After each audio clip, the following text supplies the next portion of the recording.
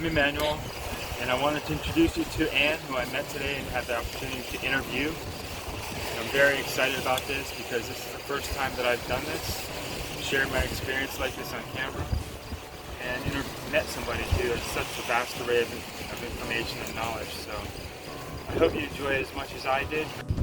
So enjoy this, and look forward to possibly more interactions with Ann and other ufologists out in the field that are actually seeking the truth. We all deserve it, and we know it's there.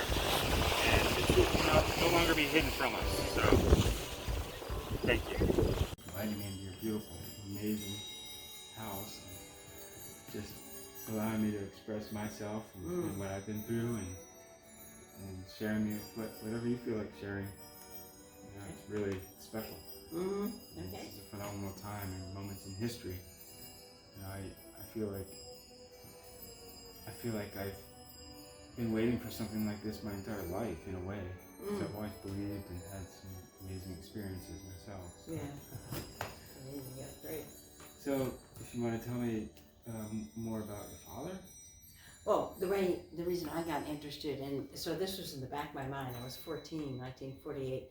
He was a liaison to Congress with the Navy, and he was would have been a friend of Forrestal, who apparently was in the know about the UFO subject, and he was mysteriously, suddenly taken out or died. Oh, wow. James Forrestal, you know that story. But anyway. I'll look into it. Yeah, so then several years later, I was in San Francisco area as a travel consultant, and one of my clients asked me for an airline ticket to go to Las Vegas for a convention. I rhetorically said, "Oh, what kind of a convention?" The UFO. And I said, "Oh, I'm going too." So then I went, and then I went for the next like 18, 19 years. And then I met so many interesting people who had a story to tell.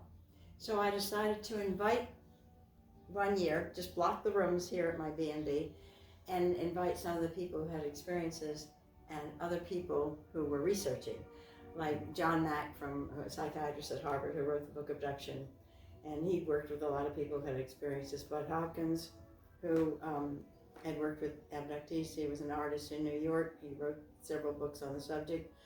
The Wiener, then Rudy Shield, who's an astrophysicist at Harvard. Wow. He was interested in talking to the people because he was curious about what they observed, how the craft flew. Oh, Did they observe a crystal? Or, yeah. So, and then the other half, I'd have about 22 people for about 4 days every summer, were people who'd had contact and abduction, like Jim and Jack Wiener, the Allagash twins who were abducted, Randy Nickerson. Came here to your house. They would come here every year. I'm still in touch with these. Wow. And Randy, very interesting. He's done a documentary on the aerial school in Zimbabwe where the craft landed in the schoolyard. Oh, yes, and yes. He's followed up and what the children as adults, how they remember and how they view their experience. So that documentary is about to come out. It just, was fascinating to me, and we'd sit and talk about it, and for some people, it's the first time they've been able to talk about it, and then they'd say, "Oh my God, that happened to me." I remember one gal, when the Allagash guys were doing videos, because they met in art school, so they're artists, and they were able to draw so they were saying they had opposable digits. And so then Alita, a friend from Vermont, said, "That's how they did it. I couldn't figure out how they picked me up because one hand had opposable digits on the hand, like these on one hand." So It was a revelation for her. In other words, these two would be, so it was a relief for her to realize, how they did it, because as a kid, they usually take people from age 3. They start. It's kind of fun and games for a while until they are in this puberty stage, and then it's not so much fun and games because they are taking sperm from men and eggs from women and doing kinds of what we would do if we found a new species. We do exactly the same. That's right, exactly the same thing. And so I remember a couple of the guys who'd been on the craft, and someone said, "Well, didn't you feel special?" I said, "No, I felt like a lab rat." That's all it was. They took skin scrapings, ear scrapings, saliva, urine, fecal, sperm, and it was just like, no, I just didn't feel special at all. It was like, and they say when they hear "beam me up, Scotty," they say, "No way, no way, not fun." Anyway, yeah. So, and it was just great because last year was the first year that I didn't do it because of COVID. People were afraid to travel. But we would just sit on the piazza and in the pool. I have a heated saltwater pool in the back and on the pier, and just talk about everything that came up, among other things, everyday discussions. So I'm just fascinated, and I just want the information to get out because these people have to suffer in silence, and there's no place to put when they've had experience. They just. But now the Pentagon supposedly is going to release something on what they call UAP, Unidentified Aerial Phenomenon. They've changed it. They don't like UFO, I guess. But anyway. And I've been on a lot of trips to Mexico, Peru. One of the main things when I went to Puerto Rico in '96, that was interesting to me because we interviewed some fishermen and in Cabo Rojo, and they said, they've often seen the craft go into the water and emerge from the water. And what was interesting to them, that when they came out of the water, no water dripped off. No resistance. No, well, just no water dripped off the craft. Really? Yeah, so interesting. Somehow, yeah. Anyway, so it's just fascinating to me, and not many people are that interested, so. I think a lot more people are now. And hopefully for the right reasons. I think the narrative that has been somewhat perpetuated lately, it seems to be like the threat narrative. That's, right, but Emmanuel, Chile and France and England all have had their books open on the subject for quite a while. The United States has been really reluctant to open their information on it. So this is a reason they're trying to pressure the government to release it. I mean, they're here. They certainly aren't, our main activity is tribal warfare. Why would they want to come down and land on anybody's lawn, let alone the White House lawn? Right. So, they've been here for thousands of years, and they could have wiped us out any time. Right. So they haven't. I think they're observing, but I think they are a little nervous after, 47 was Roswell. And, after the bombs were Nagasaki and Hiroshima, and they saw what we were playing with, I think they got a little concerned, and I think that's the reason there's been much more activity. Maelstrom Air Force Base in Montana, there was a UFO flap above that, and 60 feet underground, the nuclear warheads were deactivated after the nuclear warhead, the UFO came. So they have our best interest at heart. As I say, they can snuff us out anytime. But right. I know, they've definitely shown mercy. There's an interest. I don't know. We to them are like, I won't say ants. Ants are too smart. Monkeys or something. I don't know. Honestly, I think it's a little bit more complicated than that. Personally, I feel like we just haven't given ourselves enough credence. Haven't allowed ourselves. We've been so programmed or deprogrammed to think that we have no significance. Mm-hmm. When in reality, we are much more connected than we give ourselves credit. Well, we are. I think they created us. Right. Zacharias Sitchin. How could we not be more connected? Yeah. We've just been so dogmatically, we systematically. We're so warlike, though. So. Yes, and that's also a programming, fearful, dogmatic nature that is ego-driven. A lot of it, pride. There's other things that maybe we just aren't aware of that are out there that are controlling certain. We don't know. Right. But that's what this is all about. Yeah, but I just find it fascinating.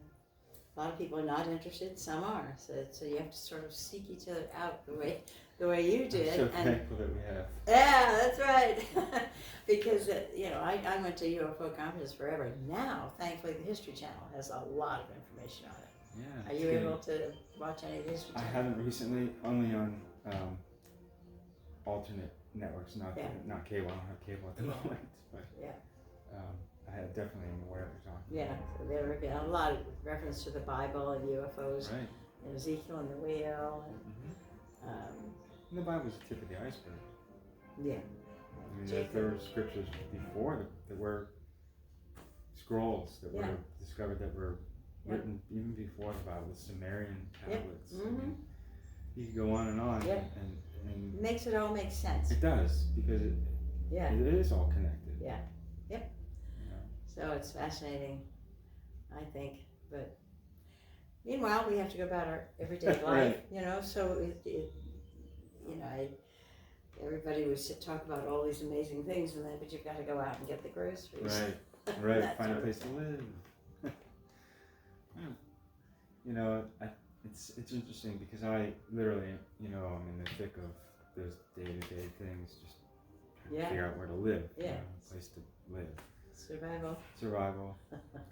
Yet, with this sort of awareness and I think other personal levels of just kind of, it's hard to explain, a content sort of, the awareness and the just acceptance and I guess calm feeling of being connected to this universe more than we are just go to work, eat, sleep, watch TV. That's really given me a sense of calm, even in the midst of what I'm going through. It's somewhat chaotic. So you had that experience. Did you have anything as a child? Did you have nosebleeds as a child, for instance? All the time. You did? I wake up with a pillow That soaked in usually blood. is because there has been an implant. Typical somebody who has had experiences as children had nosebleeds and any nightmares that were a recurring theme. Wow. That's a whole nother part of my life that I've never really addressed. Because it's just my mom and I. Yeah, well, maybe you press it down when it bubbles up, but if you had an experience later, you might have had contact as a child. I mean, I haven't really given that any credence because there are periods of my life from age maybe 5 to 10, maybe even 4 to 10 to 8, maybe, that are really blank, which is weird because I really remember so many other things vividly. And the nosebleeds for sure. Yeah, that's usually because they put implants in. Well, then I had the brain. Spinal fluid on my cerebellum 5 years ago. From Lyme. But that was from Lyme, do you think? Well, I think they weren't approaching that even when I mentioned it. Did you have a fall or anything? No. Just laid down with severe pain. And then an out-of-body experience. I was rising above my body in the hallway where I was laying down. Were you in the hospital? Or? At home. At home. And I nursed it at home for 2 days before I went to the doctor. And I couldn't look at light, and she said, you need an MRI. Several MRIs later, here I am. Yeah. So what do they do? How do they treat it? Just hospitalized. Okay. Oxycodone. They didn't really treat it per se, like do anything for that.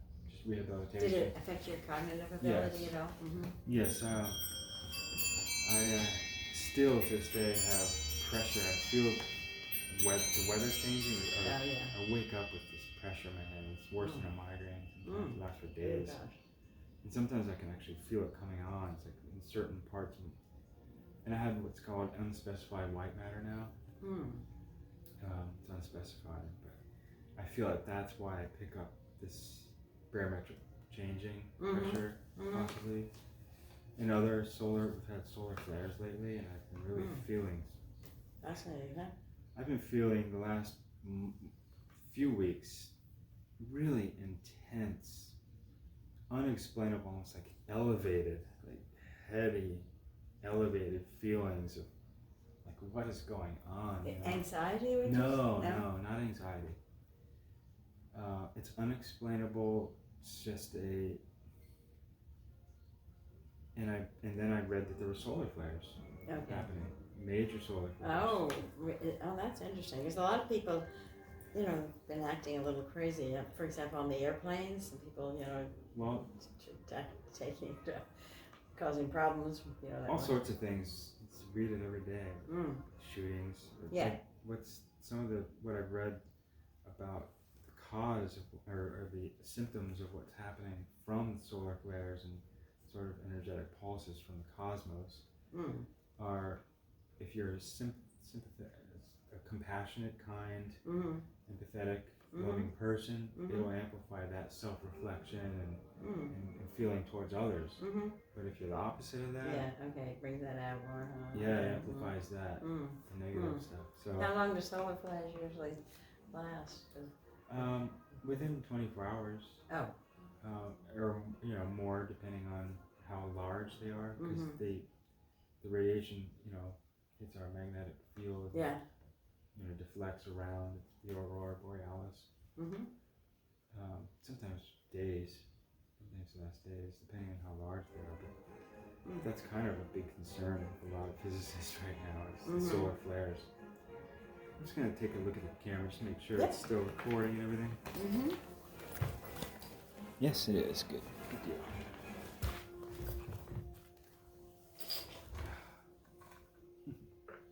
Still working.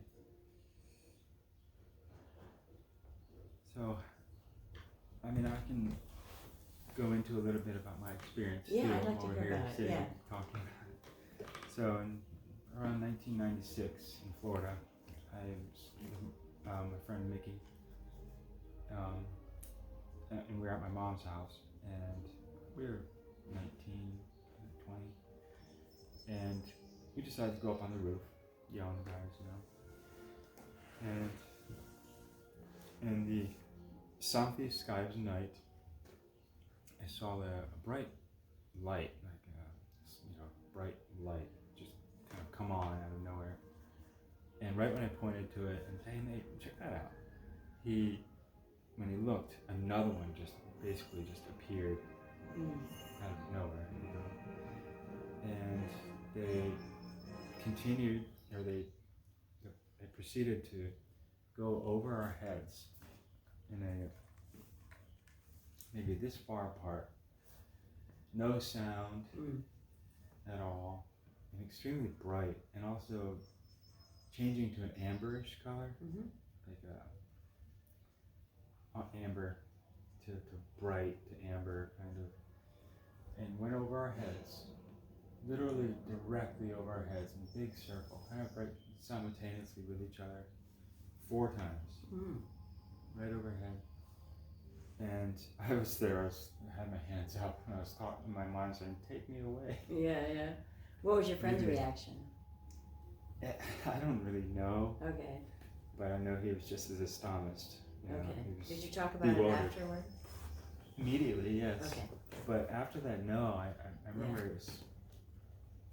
That seems to be typical. Total silence from him. Yeah. And I still to this day, I can't even find him. Like I was saying, it's like I don't know where he is. Was he a childhood friend? Or? Yes, we grew up, went to church together. So, do you know his family members? I know his dad and his brother. Can you contact them to see if I tried to find his dad to do that, but he didn't have any contact info online. Okay. I couldn't find his contact information. Nor his brother. His brother got into some bad stuff when he was throughout the years. But Mickey was pretty well put together. He was a good dude. And so am I. And so continuing with that experience, 4 times overhead, and on the 4th round, they kind of went north over the peak of the roof, and Mickey just stayed peering over the peak of the roof, and I was just in awe, in my own little headspace, wondering what was happening. And about a minute later, he said, "Guess who's back?" And I was like, "Nick, don't mess with me, don't mess with me." And sure enough, here they come. Wow. Right back over slowly, and then another 2. So this time there are 4. Same brightness, unlike any light I've ever seen in Mhm. the sky at night. And continued almost in the same path, like right over our heads. One big circle, all four of them. And at one point, I don't know if this is my eyes playing tricks on me, it looked like there was a beam of light going between them, you know? Because I don't know if that was my eyes, because the light was bright. But so one big full circle, kind of right behind each other. And after just one circle, headed almost in the similar spot where I first saw in the southeast sky, and it disappeared right in this black night space. You know? Wow. Breathtaking. Have you seen them again ever anywhere? Or? The only other time that I think I've seen something was up here in Rhode Island, Newport, and I was sitting on the front steps and I was looking up at the sky, and this light just kind of came up and I thought, is that a satellite? And it kind of just went like this and like disappeared in space again. And I know satellites don't do that. Yeah. And it wasn't a plane, so I was like, oh, hello. Yeah. Wow. Good to see you again. But So did you have any kind of an interest before that incident in Florida? Interest? In the subject? You know, I never really thought about it like that, but I always full-heartedly believed and had a really innate feeling that we're not alone in the universe, in space. You know, I always felt like there's someone out there. And I was raised a Christian, you know, born again Christian, you know. So that was always difficult because they always equate things to something evil or something bad. So there's a lot of trauma there to go through, to work my way through the years to find this. That was your family's religion? Your family's Yes. Yeah. Yeah. And you're still in that?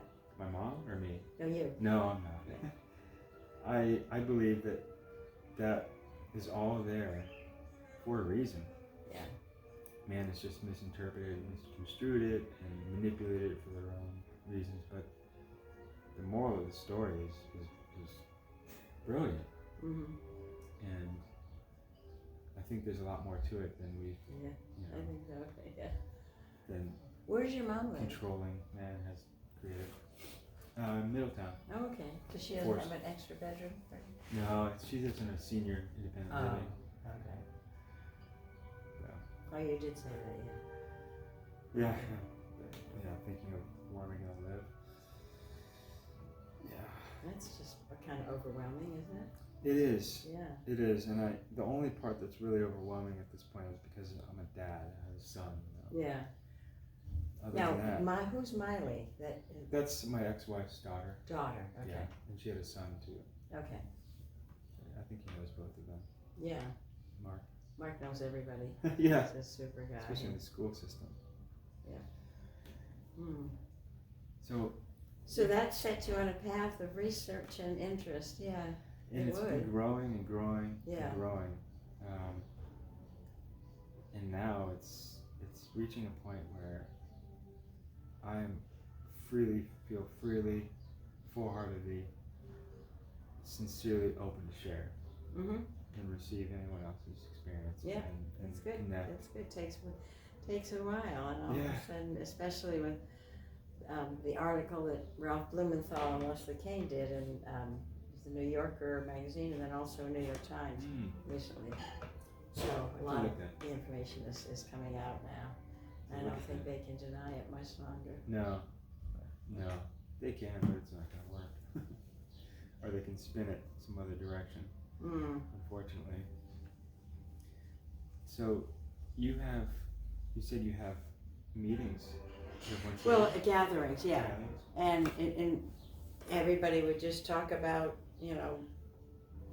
their experiences, or it's a place where everybody was free to discuss things without being ridiculed, and there's a lot of people, and it turned out they had similar experiences, and then a lot of them became good friends, and they're in touch with each other now. So. I wish I'd known about that I know. several years ago. Yeah, I know, Better late than never. Well, I did a story in, I've got to write up, I think in one of those neighbors have, and into the little local paper.